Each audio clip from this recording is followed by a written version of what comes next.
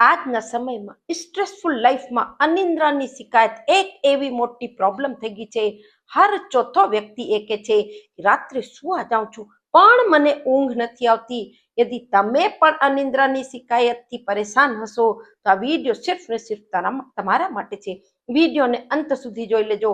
અંતમાં પણ તમને એક અચૂક ઉપાય બતાડીશ. હું Kalpana Rathod, acupressure acupuncture therapist, diploma in alternative medicine.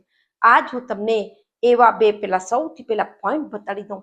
તાત્કાલિક તમને એમ લાગશે બ્રેનમાં કેટલું રિલેક્સ લાગે છે અને તમને ઊંઘ સારી આવશે.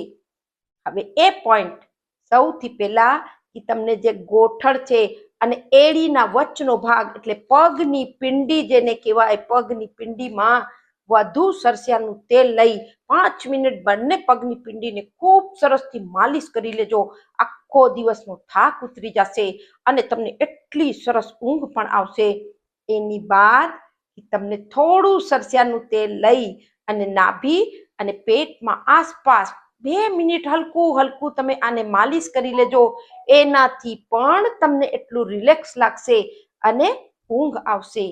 હવે અંતમાં જે તમને બોનસ ટિપ્સ આપવાની હતી એ છે કે 1 કપ હલકું ગરમ દૂધ લઈ એની અંદર 1 ચમચી તમે મધ નાખી દેજો. અને ડાયાબિટીસ છે તો તમે મધ બિલકુલ ન નાખતા અને માત્ર 1 ચપટી જાયફળનો પાવડર એ દૂધમાં નાખી સરસથી મળાવી રાત્રે સૂતા પહેલા આ દૂધ પી લેજો. એનાથી તમને બ્રેઇનમાં એટલું રિલેક્સ લાગશે, સ્ટ્રેસ ટેન્શન ઓછું થશે અને આ નિંદ્રાની શિકાયત દૂર થશે. સતત તમે આ ઉપાય કરશો, કેટલી પણ જૂની અનિદ્રાની પ્રોબ્લેમ હશે એ જડ મૂળથી ઠીક થશે.